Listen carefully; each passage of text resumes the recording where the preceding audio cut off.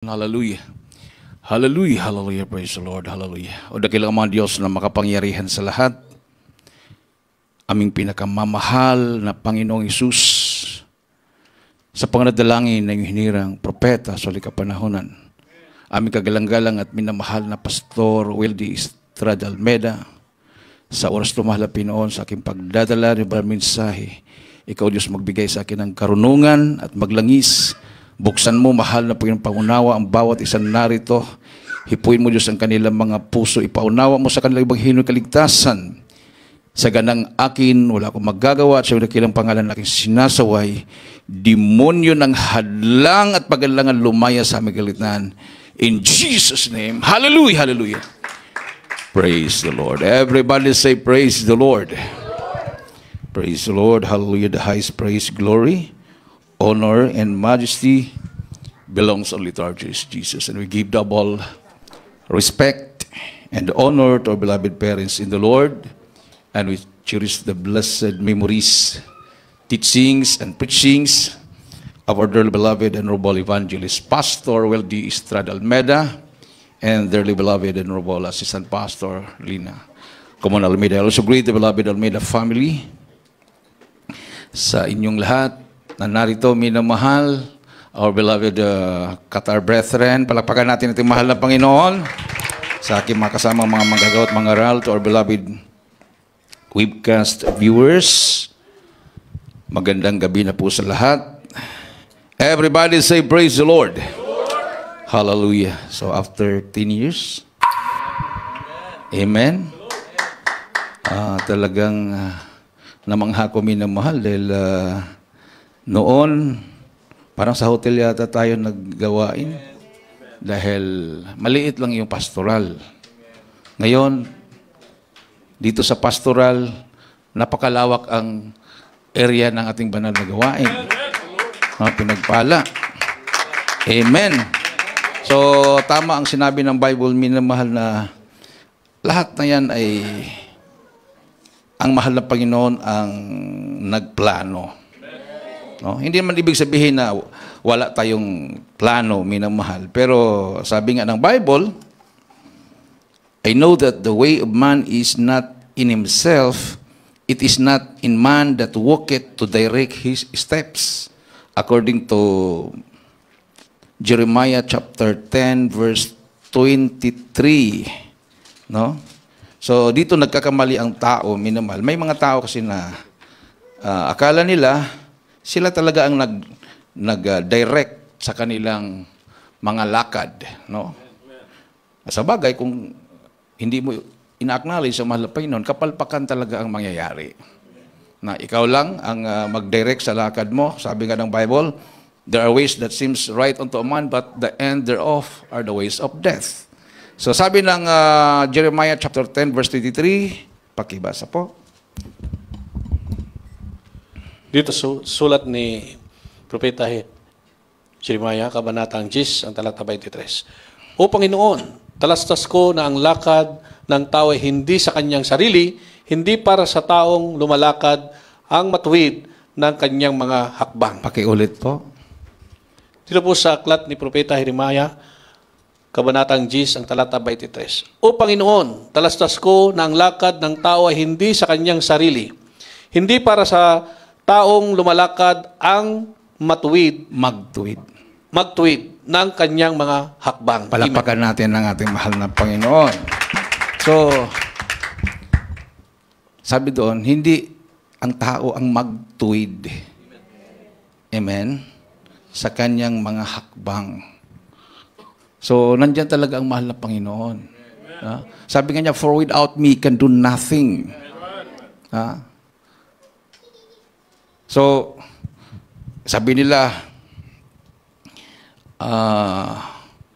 ibalik yung good moral character sa paaralan, no? Paano maituwid yung tao o kabataan kung yung good moral character na yan ay galing lang din sa kaisipan ng tao? Hindi ang mahal na Panginoon. So, wala pa rin minamahal. So sabi dito, Ang verse na to, minamahal, emphasizes that human are not entirely in charge of our own destiny. And our lives are guided by higher power. Amen. Ha? So, yan dapat ang ma-realize ng tao. Pag alisin mo ang mahal na Panginoon, mapariwara ang buhay mo. Everybody say, praise the Lord. O paano tayo pinagpala? Lahat na narinig ko kanina. Dahil sa mahal na Panginoon. No? So doon natin ma-realize na gaano ka-importante na ang mangangaral sa atin, ang namumuno sa atin, ay hinirang ng Diyos. Di ba sabi niya, I will give you pastors according to mine heart, which shall feed you with knowledge and understanding. Paano kung yung napakinggan nating nangangaral, yung pastor na namumuno sa atin ay hindi binigay ng Diyos, yun ang nangyayari karamihan. Ha? Akala nila talagang ang Diyos ang pumili ng pastor yun. Ang galing mangaral, lahat na yan. Sabi nga, nananalo sa mga debate, mayroong lumusob sa akin sa Cagayan de Oro. Sabi niya, 35 years akong nakipagdebate, Brad. Wala pang nakakatalo sa akin. Sabi niya, alam mo naman sa debate kasi, wala namang umaamin na natalo dyan eh. Sabi ng kabila, panalo siya. Sabi ng kabila, panalo siya. Kanya-kanyang narratives kasi yan. Oo. Sasabak ka pa sa debate at sabihin mo, natalo ka. Wala namang ganun. Siyempre, pag sasama ka sa debate, ang nasa isip mo, narrative mo, yun ang tama. Yung kabila naman, tama. So, wala pong nananalo dyan. Kung tutuusin, puro talo. Sabi niya, 35 years ako, Brad. Baptist ako, sabi niya. Tumanda na ako sa debate. Walang nakakatalo sa akin. Panalo ako palagi. So, sabi ko, congratulations. Hindi ko naman siya kinontra. Congratulations po. 35 years. Ang lawak na siguro at ang laki na ng followers mo. Ay, hindi naman, sabi niya. Bahala na sila kung maglingkod sila sa Diyos. Basta panalo ako. Paano siya nanalo? Mga tao nakikinig, hindi naman sumunod sa kanya. Wala pa yatang 30 yung member niya. 35 years na siyang nakipagdebate. Ibig sabihin, sa debate na siguro sa isang taon, ilang beses siya makipagdebate. Wala na kumberte. Sabi ko, alam mo, Pastor, dito sa Jesus Miracle Crusade, hindi po kami kinukumberte sa debate. Kinukumberte kami ng mahal na Panginoon sa kanyang kapangyarihan. So, hindi na ako makipagdebate sa iyo. Sabi ko, kung gusto mo, kung may sakit ka ngayon, magpabutismo ka in the name of Jesus Christ. Pag hindi ka gagaling, panalo ka, talo ako. Sabi niya, schedule pa naman akong operahan ng aking katarata. Bakit? Hindi na nakakita yung isang mata ko. O ngayon, patunayan ko sa iyo, totoong Diyos ko. After baptism, makakita na yan. Gabi yun. Kasi inabangan niya ako eh. Nakikinig siya sa radio program. Pwede ba, Brad? Sige, babautismo ka. Sabihin mo kung sinungaling ako kung hindi makakita yung isang mata mo. Kasi matanda na rin siya. Parang nag-alanganin yung doktor. Nagpabautismo siya. Right after baptism, sabi ko Sabi niya, kakita na nga. Sabi niya. Diba? Hindi ka ipapahiya ng mahal na Panginoon. Hindi ka ipapahiya ng mahal na Panginoon. Basta, ang paniwala mo sa Diyos, 100%. Amen? Oh. So, ang tao kasi mayroong tinatawag na human limitation. Diba? So, ang Jeremiah chapter 10 verse 23, the verse acknowledges that humans have limitations in controlling our own lives and that our understanding is incomplete. Amen? So mayroong bang tao na ang kanyang understanding ay perfect talaga at complete? Wala, di ba? Oh. Kahit yung mga scholars na sinasabi, mga scholar ng bayan na sinasabi, anong nangyari sa buhay nila? Ang iba sa kanila nasa bundok. Tumanda na doon at huli na ang pagsisisi. Mali yung kanilang desisyon. Imagine. From elementary, high school, tinuruan ka, naging matalino ka, tapos, pumasok ka sa isang universidad, nag-exam ka, na pumasa ka, maya-maya tinuruan ka ng isang aral na wala namang katotohanan, naniwala ka kaagad na ang tao ay galing sa unggoy. Pag maniwala ka doon, unggoy ka na rin. Kaya unggoy ka, di punta ka sa bundok. Hindi ka manatili sa patag, di unggoy ka pala. Pagdating sa bundok, ayun, nakikita niya galing pala ako sa mga unggoy, no? Paano kayo umakyat sa mga kahoy na yan? Tumanda na lang siya doon. Wala, hindi naman siya ina-acknowledge na kamag-anak siya ng mga unggoy. Siya lang ang nagsabi, pero ang unggoy ayaw tanggapin. Amen. Everybody say praise the Lord. Oo. So, di ba, napakasimple yan eh. Mabuti pang unggoy, ayaw nila tumanggap. Mas matalino pang unggoy sa tao. Kasi hindi sila tumanggap na ang tao ay galing sa kanila, di ba? Oo. Pero ang tao, naniwala na galing sa unggoy. Talaga naman. No? So, kailangan ang tinatawag na divine guidance. So, divine guidance, it emphasizes that the importance of seeking God's guidance and trusting in His sovereignty over human plans and paths. Diba? Everybody say, praise the Lord. Oh. Kailangan ng divine guidance. Nung pumasok agad yung mahal na pastor sa kampo ng Abu Sayyaf, hindi naman siya pumasok na desisyon siya kaagad eh. Every time na mag-usap kami, ano, Brother Dan? Kalooban ba lang Malpinon yung gagawin natin? Palagi tinatanong yun. Mag-pray ka, magpasting ka.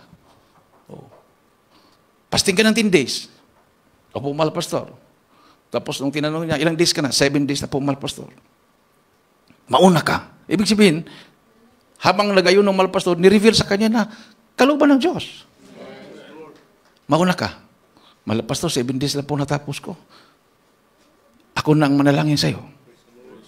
Tuloy-tuloy pa yung 40 days fasting niya. Mauna ka doon. May go signal. Amen? So, ganun ang paglilingkod sa mahal na Panginoon. So, continue yung fasting niya.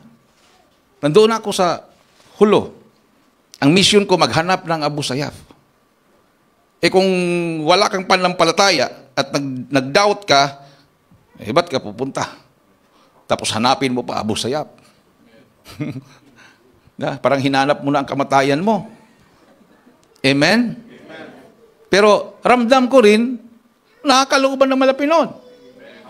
Pag-alis ko madaling araw, sabi ni Brother Melchor Arena, na kung naalaala nyo yung binaril ng shotgun na hindi tumalab ang shotgun, sabi ni Mahal na Panginoon, hindi kaya delikado yung puntahan ni Brother Danny, beloved ordained preacher, Danny Corteros. Nakatulog siya.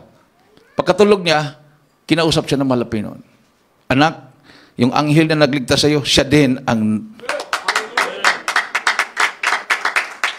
magliligtas sa kanila doon. Oh, tingnan mo. So, kampante na siya. Yung isa naman na nag-ayuno, yung asawa ni Beloved Fernando Solo, nag-ayuno. Nireveal sa kanya ng Mahal na Panginoon, ako yung unang lumabas. So, paano makalabas si Brother Danny?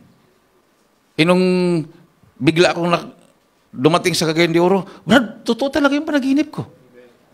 Napapanaginip ko kayo na nandoon naglalakad sa bundok. Mayroong clouds na sumusunod sa inyo. Tapos yung clouds na yun, may mga anghel na hawak-hawak ang trompeta. Tapos bigla kang humiwalay, bumaba ka. Habang bumababa ka, mayroon kang dalang trompeta. Ano yung trompeta, Brad? Nadala mo. Sabi ko, siyempre, akong spokesman, trompeta. Kumbaga, naghuhudyat. So, ako ini-interview, ako magsasabi kung ano nangyayari sa loob. Ay, ganun ba yun? No. Pero ang mahal na pastor, nandoon sila naiwan. Hindi sila hiniwalayan ng clouds. Ang daming anghel doon. O, doon. So, hindi pa nakalabas ang mahal na pastor, kasama ang 11 na kasama ko, may revelation ng mahal na Panginoon. Everybody say, praise the Lord. Oh. May advance na, no? Sabi nga, if you do not have visions, you are considered bankrupt. Anong bankrupt? Palagay nyo, anong bankrupt? Spiritually bankrupt. Pag sinabing financially bankrupt, may pera o wala? Spiritually bankrupt, may espiritu o wala? Espiritu ng Diyos. Wala. Espiritu mo lang, mayroon. Pag wala na yung espiritu mo, wala na yun. Ha? Hindi na makahinga yun, nasa kabaong na. No? So sabi nga, worship God in spirit and in truth. Ginawa ba natin yan? Of course.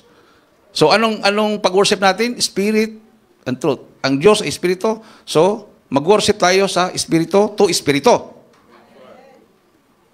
Pero kung wala tayo sa katotohanan, hindi natin magawa yan. Kasi to see is to believe tayo. So, kailangan lang i-worship natin yung nakikita natin.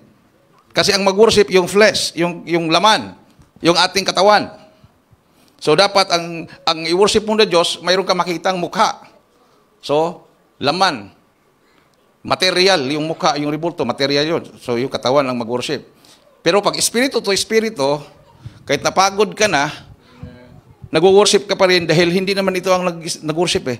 Your spirit worship the God that is spirit. Nakuha natin? Pag nag-worship pala tayo sa mahal na Panginoon, hindi pala yung ating katawan ang nag-worship, yung spirit natin. Nag-worship sa God na spirit. So hindi ka na maghanap ng, saan ba ang Diyos dito? Pero kung ang flesh natin ang mag-worship, maghanap talaga yun. Ito yung i-worship ko. Kasi gwapo to na Diyos. No?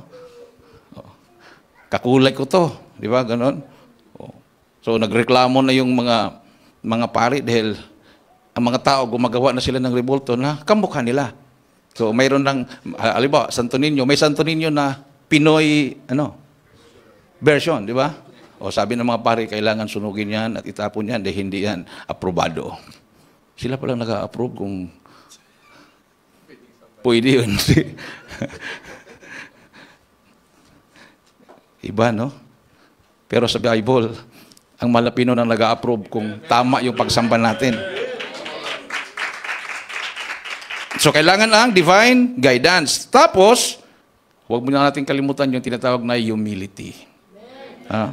So, the verse encourages believers to approach life with humility. Recognizing that our plans are subject to God's will and purpose. Yan po ang ibig sabihin ng humility. Huwag mong sabihin, ito talaga yung magandang plano eh. Wala nang ibang plano. Ito lang. Kailangan maging humble ka. Lord, tama ba itong aking plano? I-guide mo ako, mahal na Panginoon. O, diba? Sabi ng nagpatuto kanina, ano kayang lalabas na ano? Mayroong nag-udyok sa kanya, manood ng YouTube. Yun ang lumabas. Ang kasama niyang na-qualify doon sa interview, kunti na lang siya, mga puti. Anong mga puti? Puting damit? Mga British, no? Pero nung pumunta kami sa Sambia, sabi ng mga Sambian, you are white. Sabi sa amin nung beloved ko you are white. No, we are brown. No, we are brown. Sila daw ang brown. Who is black? Mayroon silang tinukoy. Yung uling na talaga yung... O nga naman, hindi naman sila ganun kaitim. So, we are brown and you are white. So, accepted na, white pala tayo. Okay to. Tayo pala ang puti sa kanila. Dahil white kami, kung ilan yung dumalo doon, 100, bawat isa yun makipag-picture sa amin. Ubusin mo yung 100 shots doon bago ka bitawan. So, pagpupunta ka sa lugar na yon, talagang kumbaga kung kaluluwa ang gusto mong iligtas, doon. Amen? Pero kung ang gusto mo yung matatakan yung passport mo ng mga sikat na bansa, huwag ka doon. May tatak ako ng UK. Gano'n. Pagdating mo naman doon, ang kakilala mo doon, taga Isabela, kung taga Isabela, nandito ka na pala. Di ba? Pero kung sa Africa, wala kang kakilala doon. Wala. Puro mga bagong mukha. No? Uhaw at gutom sa salita ng Diyos. So, yun yung pupuntahan natin. No? Natin. Oh, hindi ko inisip yun natin. Sabi ko lang, pupuntahan ko pero natin eh. Bahala na kayo diyan. Paluin kayo mga Pinoy. Amen. Sabi ng Proverbs chapter 16 verse 9. 16 verse 9 ng Proverbs. Amen, praise God. Abuhat po dito sa aklat po ng mga kawikaan.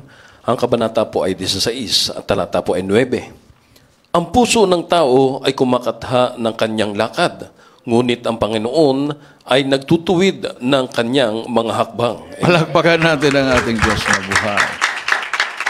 A man's heart plans his course. Kumakatha ng kanyang lakad. But the Lord determines his steps. Ha?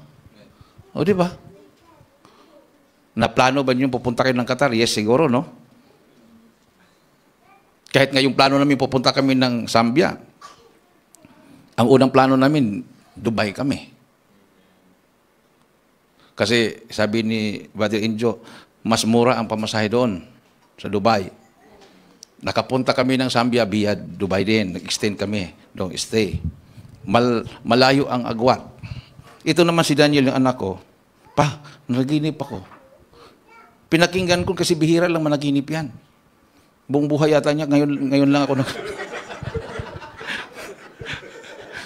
Pero kung palagi nanaginip, parang nasawa na tayo, di ba? Eh, kung for the first time nanaginip, oh, himala. Ano panaginip mo? Punta daw tayo ng Zambia pa. Kasama natin si Brother Benji Benito. Si Kuya Benji. Oh. Paano makasama si Brother Benji? Dubai naman yung plano namin. Sigurado ka ba sa panaginip mo? Opa, kasama siya. Tapos mayroon pang isa pa. Pero yung isa, wala pa tayong visa, inilalakad pa lang. Sana yun?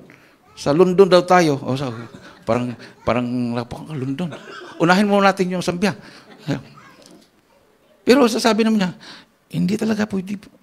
Hindi talaga pwede. Bakit? Ang layo ng agwat.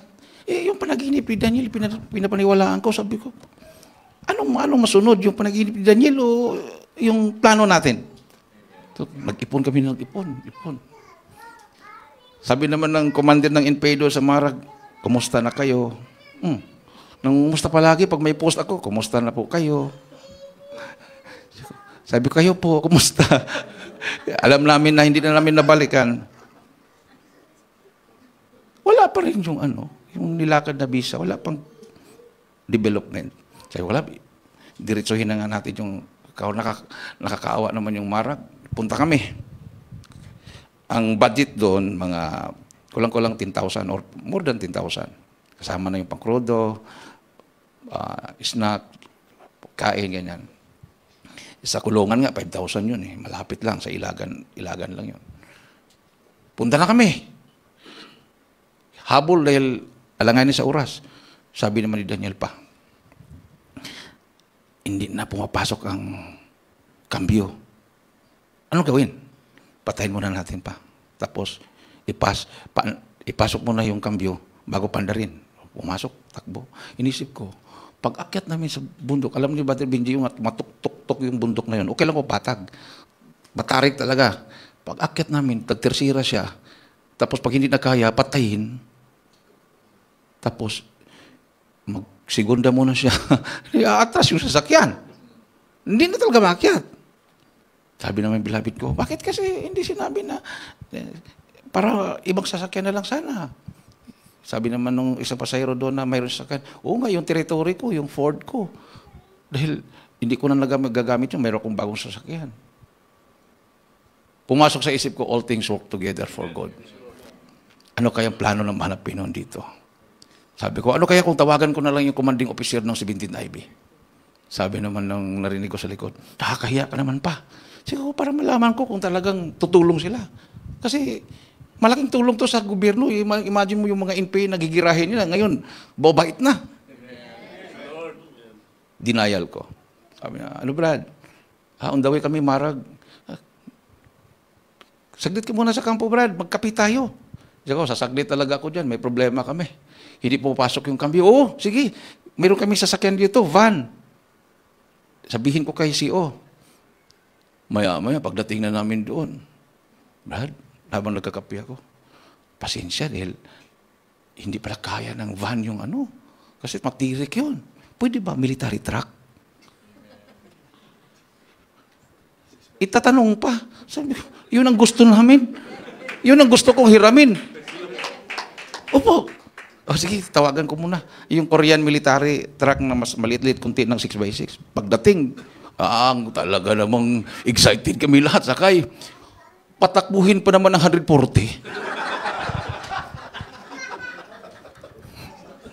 Parang lumilipad yung espiritu mo. Bilabig ko, nagreklamo na nga niya 80 kay Daniel eh. Dapat patakbuhin si Daniel ng 40 lang, 40-60. Yung 140, harap-harap pa siya. Allah talaga naman. Hindi ka magreklamo. Hinahabol namin yung oras. Pagdating namin doon, mag-alas 8 na ng gabi, tulog na ang mga tao. Nakalatag yung upuan, ni isa walang nakaupo. May nauna na ng sasakyan doon. Nasaan ang mga tao? Tulog na, kuya. Katukin. Yung mga aita, nandun, sinundo kuya. Pagbalik, ni isa walang sumama. Balik. Anong ginawa nyo? Nagbusina-busina kami, wala mang lumabas. Balikan. Katukin ang bahay. Kinatok. Mayroon po tayong Bible study, Jesus Miracle Crusade. Sumagot yung nakagising. Sila Brother Danny ba yan? Ibig sabihin, may gumagamit sa Jesus Miracle Crusade doon. Tapos pagdating doon, hindi pala tayo. Si Brother Danny ba yan? Opo. Naglabasan. Pati yung mga kapitbahay doon na hindi dumadalo, naglabasan. Kung ilan yung upuan na nilagay, ganun din ang lumabas na tao. Alam mo, naglatag sila ng 50, 50 din yung lumabas. Walang sobra.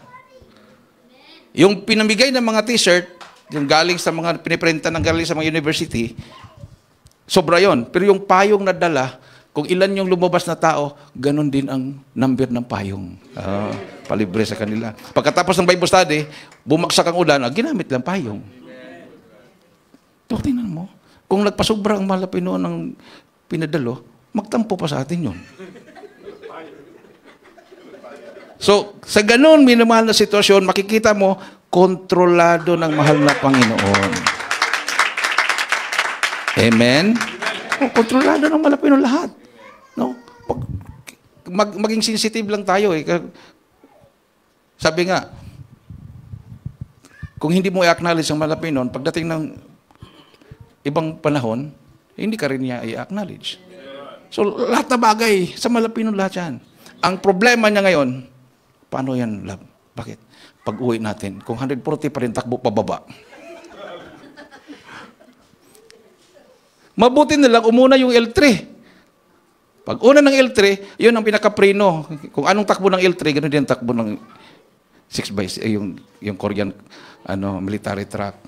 Halimbawa, ang takbo ng L3, 40 lang din siya. Hindi man siya pwedeng at saka overtake, dahil convoy siya. Convoy. O pagdating sa patag, hindi pa siya nag-overtake, pero nung matulog-tulog na yung nag-overtake, bumalik sa 140. Kasi hinabol niya yung pagdating ng kampo, alas 12 ng ating gabi. Matulog pa sila. So, talagang, mahal na Panginoon, makikita mo, sa lahat na bagay, sa lahat na pupuntahan mo, pag kasama mo siya, walang palpak. Amen? Oh. Nung sinunod namin, yung pagpunta ng Marag, kinabukasan, tumawag si Brother Benji. Kuya, mayroon daw sinid na message, hindi napansin ni Sister Jane.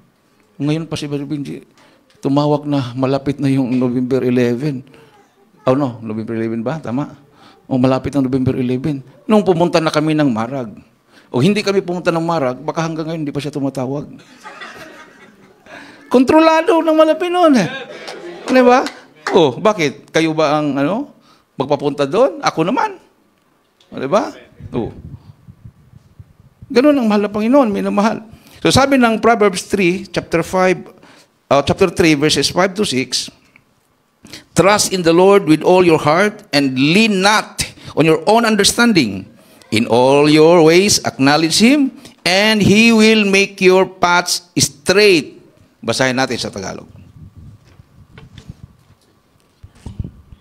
Dito po sa Aklat ng mga Kawikaan, Kabanata 3, mga talata 5 hanggang 6. Tumiwala ka sa Panginoon ng buong puso mo at huwag kang manalig sa iyong sariling kaunawaan. Kilalanin mo siya sa lahat ng iyong mga lakad at kanyang ituturo ang iyong mga landas. Amen. Palakpakan natin ating Diyos. Naniwala ba kayo doon? 100%? Oo, di ba? Kung minsan kasi ang Krisyano na nga, bakit puro na lang Panginoon? Hindi ba tayo pwedeng mag-isip ng sariling pag-iisip? Puro tayo Panginoon. Punta ka, loobin ng Panginoon. Punta ka talaga, loobin nga. Loobin pa eh. Kung minsan gano'n tayo, di ba? Gusto talaga nating pumunta, di ba? Punta ka nga, loobin nga. Huwag ka nang loobin. Diretso mo na, sabi mo, punta ka, loobin nga. Kasi mahalubin naman la Panginoon. Yun ang tama. Kasi pag sabi, pupunta ako, maya biglang may nangyari na hadlangan, ay, sinungaling. Tumatayo pa naman sa pulpito, tapos sabi, pupunta, hindi. Sinabi sana na alanganin, hindi ko gagawin to, hindi ko lulutuin to, hindi ko ihanda to, di ba? O, mga ganyan. O. So, kailangan loobin. Palagi talaga yon. Kasi sabi nga lang ating nabasa kanya, trust in the Lord with all your heart and lean not on your own understanding. Oh, lean not on your own understanding. Dati hindi ako naniwala sa Diyos. Dahil sabi ng uncle ko na leader ng NPA, walang Diyos. Dani, pag iisipin mong may Diyos, mayroon. Pag iisipin mong wala. Ang ibig sabihin, nasa isip lang. Oh. Pero nung nag-graduate ako ng high school, gusto ko mag-aral ng college. Malapit noon. Pag hindi ako makapag-aral ng college, mag-NPA na ako. Babalikan ako ng uncle ko. Biglang may lumapit sa aming school. Nagpa-exam. Bohol Institute of Technology, 75 items just in 1 hour. So, ibig sabihin, kahit ansiran mo yung problem solving, puro mathematics yun, one problem solving in 1 minute, 60 items lang ang mansiran mo. 75 items yun. Kaya, dapat mabilis ka. Ang naabot namin, 35 lang. Sa akin, naabot ko 35 lang. Kasi talagang gusto ko mag-aral ng college. Talagang sinolve ko. So, kung ma-perfect ako doon, 35. Bagsak pa rin. Kalahati lang. Pass or paper, sabi. Habang nag-pass na yung mga iba, sabi ko, kung may Diyos, ikaw nang mag-answer sa 36 to 75. Itong 1 to 35, sinolve ko yan. Ikaw, wala lang solve. 36 to 75, ikaw nang bahala doon. Kung may Diyos. Wala lang basa-basa, said na lang ako ng said. Kung anong nasa isip ko, pasa. Pagbalik, 100%. Yung iba, 60, 40, 30. Sa akin, 100%. Sabi ko, talino ng Diyos. Hindi na siya nag-solve. Diniktan na lang niya sa akin. Said ako ng said. Doon ako, naniwala na may Diyos talaga. Diba? Oh. Sabi ko sa mga kapatid ko, mag-aaral na ako ng college. Bakit? Oh, perfect ako. Sabi naman ng isang kapatid ko, tuition lang yan. Anong kakainin mo at anong ibabayad mo sa bahay, dormitory, para kung nauntog? Oo nga, mag-NPA na lang siguro. Walang dormitory doon. Pagdating ko sa school, may naghanap. Taga Baguio. Benguet State University. Dalhin daw niya sa Baguio. Pero kailangan papasa sa interview. Nagpa-interview ako. Top 5. Top 5 ako eh. Papa-interview ako. Sabi niya, sa top 5, ikaw lang makuha. Bakit, sir? Hindi naman masyado mabigat ang interview mo. Puro ka lang, ang interview, ilan kayong magkapatid? Anong trabaho ng mga gulang mo? Tapos hindi nakapasa yung mga classmate ko. Bakit, sir, hindi sila nakapasa? Mayaman sila, ikaw mahirap ka eh. ang kukunin ko working student na matalino. Dahil pag working student na mahinang utak, magtatrabaho pa, mag-aral pa, paano ka makapasa? Yung pala, wala palang bakante. Matulog ako alas 12, magising ako alas 5. Tulog alas 12, puro trabaho yun. Galing sa school, trabaho. Grabe. Wala na akong panahon mag-study. Pero pag katapos ng first year, nung nakita niyang nagtap ako sa buong university, ang average ko, sabi niya, pag may magtanong sa'yo, kung ano kita, huwag mo sabihin working student ka dito, ha? Anong sabihin ko, sir? Ikaw ay nephew ko. Talaga naman, nephew. Bakit naman, sir? Nagtaka ako sa'yo. Hindi kita nakitang naghawak ng libro, nag-study. Ba't ka nagtap na, sir?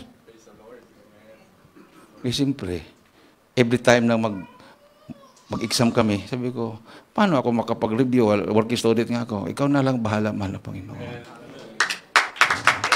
Gusto ko makapagtapos ng pag-aaral. Nung matapos na ako ng pag-aaral, malapit na, tinawag naman ako mag-full-time. Pilitin ko mang matapos para mayroon akong ipagmalaki, natapos ako, wala naman akong i-answer.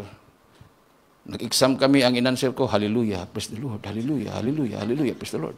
Kasi sa business management, puro analysis yan. Walang memorization yan. I-analyze mo yung problem, bilang ikaw ang executive, ikaw ang manager, mag-imagine ka, manager ka, ganito ang problema, binasa mo, anong solusyon mo? Ganun ang business management. Tapos ang solusyon ko, hallelujah. Ang sunod, praise the Lord. Pagbalik ng test paper, from highest to the lowest, wala ang papel ko. Sabi, class dismissed, Mr. Cuarteros, kindly remain. Sabi ko, special. Binagsak yung papel ko, tumalikod. Pagtingin ko, question mark, report to my office right now. Pagdating ko doon, alam mo, maraming mga teacher natutuwa na born again ka. Dahil pilosopo kang tao. Dinidibati mo ang mga professor dito. May umiyak pa eh. Dinidibati ko. Akala ko ibagsak niya ako. Sa pag-ibagsak mo ako, sumbong kita. Kasi 1.25 yung grade ko ng midterm, tapos ibagsak niya ako. Dahil nagdebate kami. Sabi niya, wala na akong may bigay sa iyo na grade. Yan lang. Ginanon ko sa isang class card ko, dahan-dahan kong nilagay. 0. Sabi ko, 0. 2.0. Ay, reklamo talaga kita. Pag ganun ko, 1. 1.0. 1.0. Pinaiyak ko pa nga 1.0. Tapos sabi niya, gusto mo mag-law? Bakit, ma'am? Ako nang magpaaral sa'yo. Sabi ko, paaral siya sa akin, mag-law ako. Dalaga yung professor eh. Ay, nakikinig pala. Kung St. Louis University pa yun, doon ako niya pa inaaparal. Kung kinagat ko doon, baka wala ko dito, di ba? Hindi ko kinagat yun. Kasi alam ko, may the best na ibibigay ng Malapino sa akin. Amen. Last verse na lang. 37:23 ng Psalm. 37:23.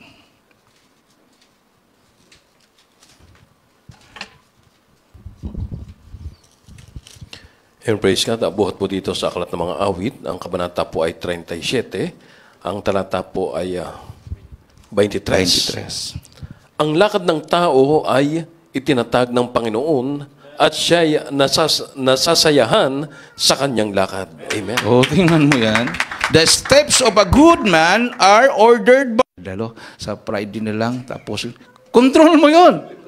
Nasisiyahan bang Diyos sa'yo? Hindi. Hatiin ko tong bibigay ko. Kasi nakakaya naman sa sunod gawain, wala akong ibigay, hatiin ko na lang. 10% ngayon, sa sunod, 10%. Ikaw nag-control doon. Maliban kung ibang hati yun, 50-50 kami, ganun, okay lang yun. Pero kung yung 20, hinati mo pa, kasi para sa sunod, mayroon kang ibibigay, sabihin naman ng Panginoon, ibigay ko sa kanya, hatiin ko rin. Di ba? So, dapat ang mahal na Panginoon control. The steps of a good man are ordered by the Lord. And He delights in His way. So, ang mga bersikulong ito, minumahal, this verse is often seen as a call to trust in God's sovereignty and wisdom rather than relying solely on human understanding. understanding. It encourages believers to surrender their plans and desires to God's will. Surrender your plans and desires to God's will, acknowledging that He is the ultimate director of your steps. Sino ang ultimate director? Ang mahal na Panginoon. Hindi tayo. Everybody say, praise the Lord. So, walang pwedeng magdikta. No? Ito. Never, ako, more than 30 years na akong nagpipreach. Kahit si Mal Pastor, hindi nagdidikta sa akin na ito ang i-preach mo, Berdan, ito ang bersikulo, ito ang expedition. Wala. Ganon. Ang mga apostol, ganon din. Mas maganda nga sa ating panahon ngayon, mayroon nating Bible. Pero nung panahon, nagpipreach sa mga apostol, wala silang bit-bit na Bible. Ang sinasalita nila, yun yung Bible ngayon. Hindi makapunta si Pablo sa Roma, sumulat siya doon. Tapos, na-preserve yun. Yun yung ating binabasa ngayon. Pero noong unang panahon, habang sila nagsasalita, nag-ayuno sila, fasting sila, habang nagsasalita sila, pinatunayan na kasama nilang Diyos through signs, wonders, and miracles. Sa ating kapanahonan ngayon, halos lahat gumagamit ng Bible. Ang patunay kung ang isang tao na nangangaral gamit ang Bible, siya ay sa Diyos, pag mayroong signs, wonders, and miracles. O bakit naniwala ng malapastor? Totoong propeta ng Diyos. Dahil habang siya nagsasalita, kasama niya ang mahal na Panginoon. Which shall feed you with knowledge and understanding. Knowledge is the fear of the Lord. Understanding is to depart from evil. O, di ba? O, ating beloved brother Juni. Mabago ba niya sarili niya? Hindi. Nagkaroon siya ng takot sa malapi noon. O, takot na siyang gumawa ng kasalanan. Nag-drug siya dati. Iba yung pakiramdam niya dati. O ngayon, binago siya ng malapi. Nagkaroon siya ng takot magkasala. At humiwalay siya sa masamang gawa. Ganon din tayong lahat. Awitan natin yung mahal na Panginoon. Totoo ang Diyos natin. Buhay. Amen? So kung bakit nandito kayo sa Qatar, sa ating mga nanonood naman dyan na sa iba't ibang bansa, ba't kayo nandyan sa bansa nyo? Sarili ba ninyong desisyon yan? Noon siguro, akala mo, sarili mong desisyon. Tapos maya-maya sasabihin mo, ay kalooban pala ng mahal na Panginoon. Yes, kalooban talaga. Kasi siya ang nag-direct. Siyang nag-direct kung bakit ka nilalagay dyan.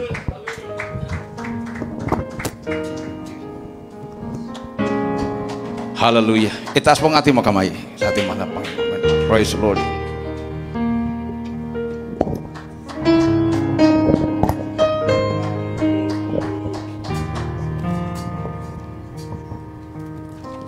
All things work for our good, though sometimes we can't see how they could. Struggles that breaks our hearts into sometimes bind us to the truth. Our Father knows what's best for us. His ways are not our own. So when your pathway goes deep and you just can't see, remember He's still on the throne. Hallelujah! Hallelujah! God is too wise to be mistaken. God is too good to be undone. So when you don't understand, when you don't see His plan, when you can't trace His step, trust His heart. Hallelujah. This is the Master's plan. He knows our future.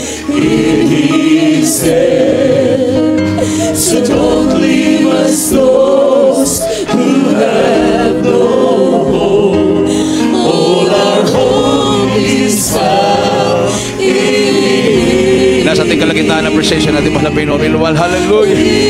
Hallelujah.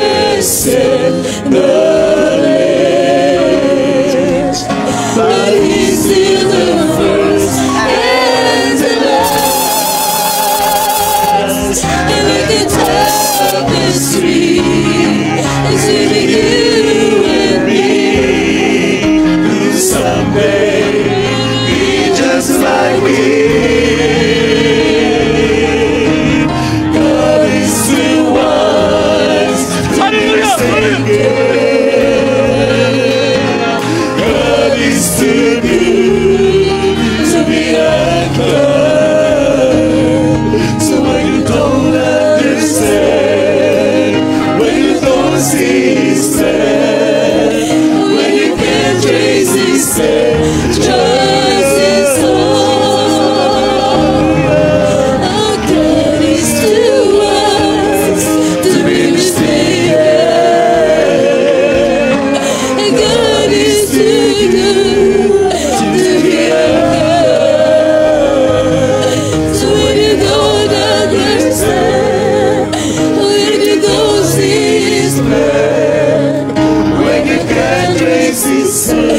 Trust His heart. He alone is faithful and true. Glory to Jesus. Hallelujah. Praise the Lord. He alone Hallelujah. knows what's best for you.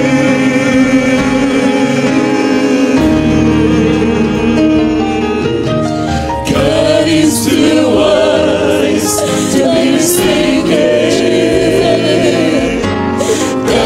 Too good to be loved. So when you don't understand, when you don't see His plan, when you can't trace His step, trust His heart. Glory to Jesus. Hallelujah. God is too wise to be mistaken. God is too good.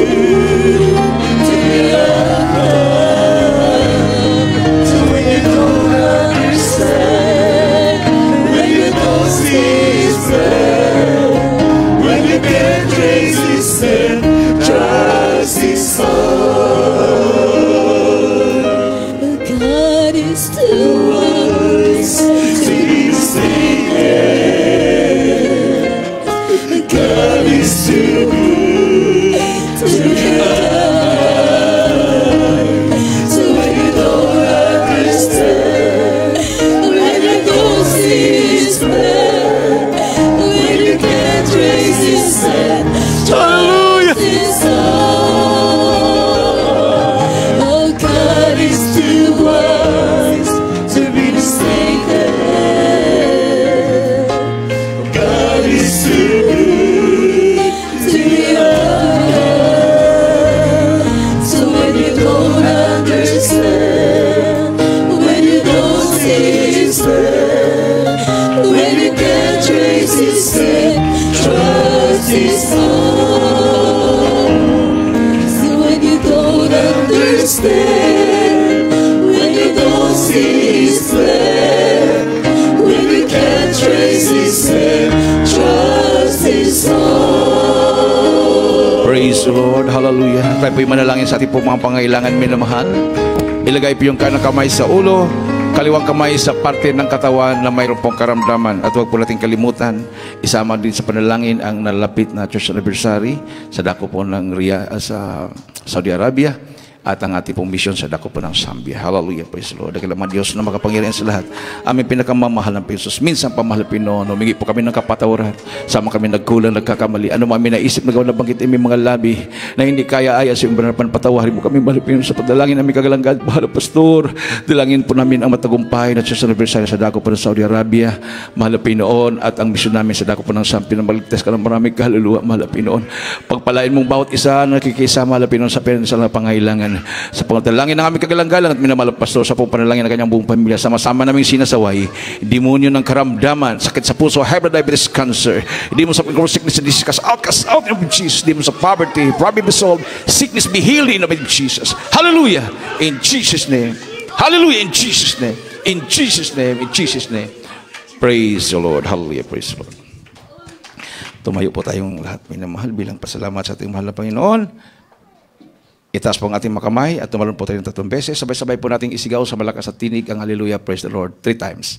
Hallelujah, praise the Lord. Hallelujah, praise the Lord. Hallelujah. Praise the Lord. Everybody say praise the Lord. At tayo dumako na po, minamahal, sa ating pong announcement. Ating pong beloved brother Mandy Castillo.